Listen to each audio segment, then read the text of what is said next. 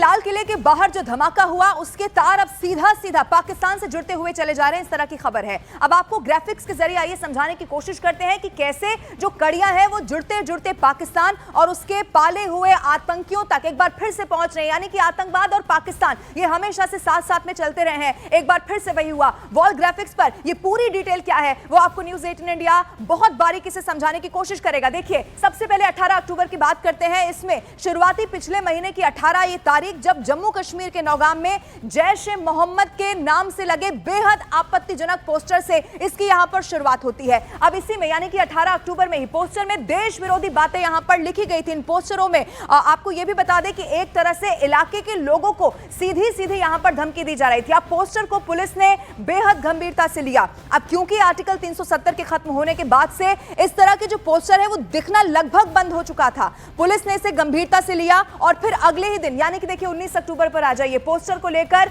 नौगाम में एफआईआर बाकायदा यहां पर दर्ज कर ली गई। और इसी के बाद तफ्तीश जब यहां पर की गई, जब जांच पड़ताल को आगे बढ़ाया गया, तो फिर देखिए सीसीटीवी से 3 युवक ऐसे रहे जिनकी पहचान हो गई। और इसी जब पूछताछ को आगे बढ़ाया गया तो युवकों ने इस पूरे इलाके के एक मौलवी का यहां पर नाम ले लिया और उसी के बाद जांच पड़ताल जो है उस मौलवी के इर्द गिर्द घूमती हुई नजर आई। ये पूरी टेरर फाइल्स क्या है ये हम आपको दिखाने की कोशिश करें। फिर 20 से 27 अक्टूबर पर आप आ जाइए, क्योंकि जांच एजेंसियां उसके बाद हैरान रह गई। पोस्टरों के पीछे मौलवी इरफान अहमद वाघे का ये नाम भी आपको याद रखना होगा, इसका नाम इसको लेकर सामने आया। जम्मू कश्मीर पुलिस ने मौलवी को शोपिया से गिरफ्तार कर लिया और फिर जब जांच हुई तो यह मालूम हुआ कि इस मौलवी ने जैश-ए-मोहम्मद के अपने पाकिस्तानी हैंडलर के इशारे पर ये जो पोस्टर वहां पर लगवाए गए थे ये इसी ने लगवाए थे। और यह भी उसके बाद मालूम पड़ा कि जो मौलवी है वो आम मौलवी नहीं बल्कि श्रीनगर के government medical college para medical worker ये रह चुका है। इसके अलावा वो अब नौगाम की ही एक मस्जिद में बतौर इमाम तैनात था, यह भी खुलासा हुआ।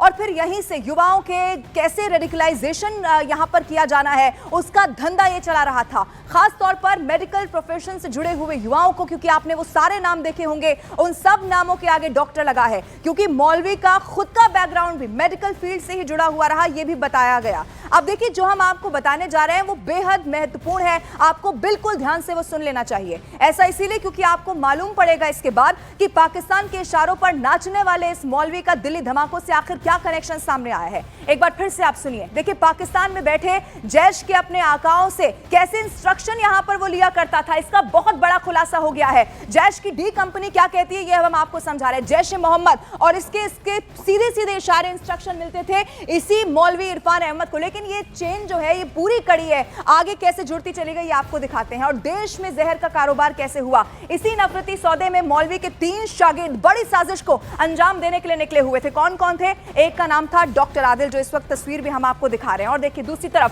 डॉक्टर मुजम्मिल इसका नाम था, और एक और तस्वीर जो उसी के इशारे पर ये डॉक्टर उमर, ये तस्वीर आपने अब बार बार देख ली होगी, जो ये वही डॉक्टर उमर था जो उस गाड़ी में मौजूद था जिसमें कि ये पूरा का पूरा ब्लास्ट हो गया। अब पिछले महीने के खत्म होते होते जम्मू कश्मीर में जांच एजेंसियों को ये कनेक्शन मालूम पड़ चुका था और इसी के बाद 5 नवंबर को दबिश देकर सहारनपुर से डॉक्टर आदिल की गिरफ्तारी हो गई। अब इसी ऑपरेशन में उत्तर प्रदेश एटीएस और जम्मू कश्मीर पुलिस दोनों शामिल थे, लेकिन गिरफ्तारी के बाद तो असली प्लान का पर्दाफाश होना अभी बाकी था। अब आप ये सुनते जाइए। आदिल ने पूछताछ में जो कुछ भी बताया उसकी बिना पर 7 नवंबर का वो दिन जब अनंतनाग अस्पताल से जो लॉकर था उससे AK-56 बरामद, और इसके बाद बताया गया कि गोला बारूद भी यहां पर बरामद किया गया।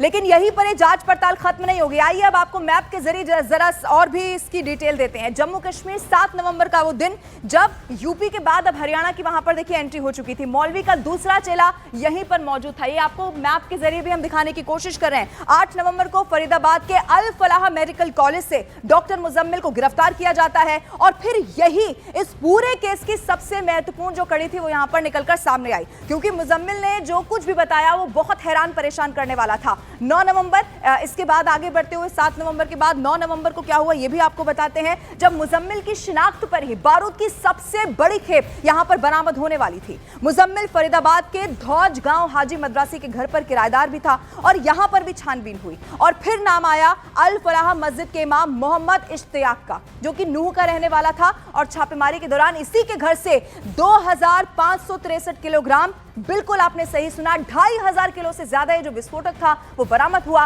लेकिन अभी भी इस पूरे मामले की जांच पड़ताल जारी है और अभी भी कई बड़े खुलासे होने की संभावना जाहिर की जा रही है।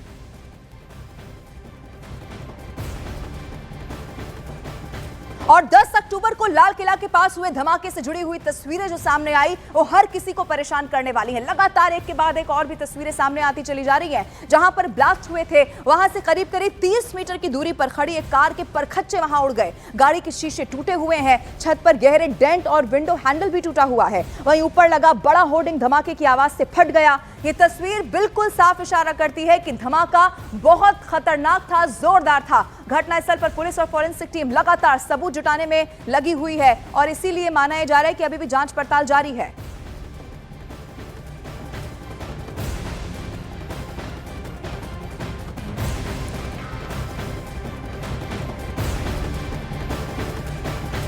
तो वो तस्वीरें भी हम आपको दिखाएंगे कैसे एक एक करके। देखिए पहले कितना नुकसान हुआ, न सिर्फ लोगों की मौत हुई बल्कि आसपास, चाहे वहां गौरी शंकर मंदिर के अंदर की तस्वीरें सामने आई हो, बड़े बड़े शीशे वहां पर टूट गए, या फिर आसपास मौजूद वो गाड़ियां जिस तस्वीर ने गवाही दी है कि कैसी बर्बादी तबाही उस दिन वहां लाल किले के बाहर मची। लेकिन अब एक एक करके और तस्वीरें सामने आ रही हैं। फिलहाल जांच पड़ताल जारी है और बताया वहां पर यह भी जा रहा है कि टीम मौजूद है।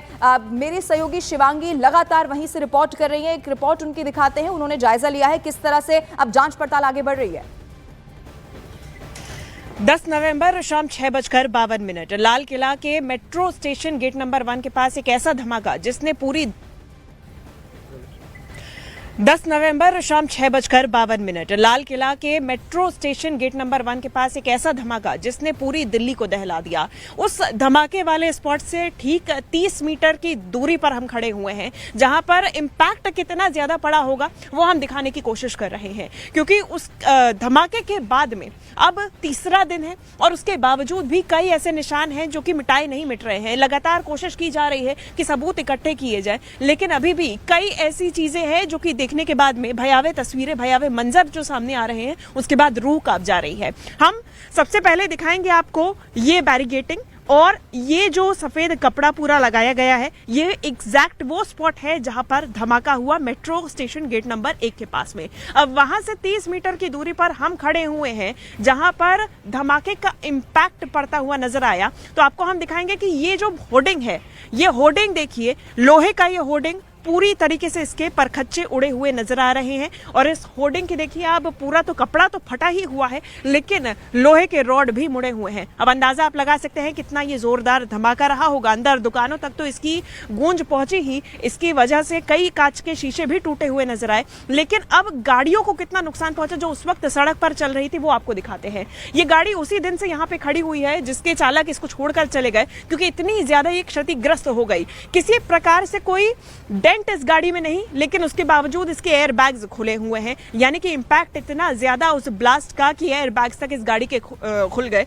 ये पूरे शीशे टूटे हुए हैं। ये मंजर आप देख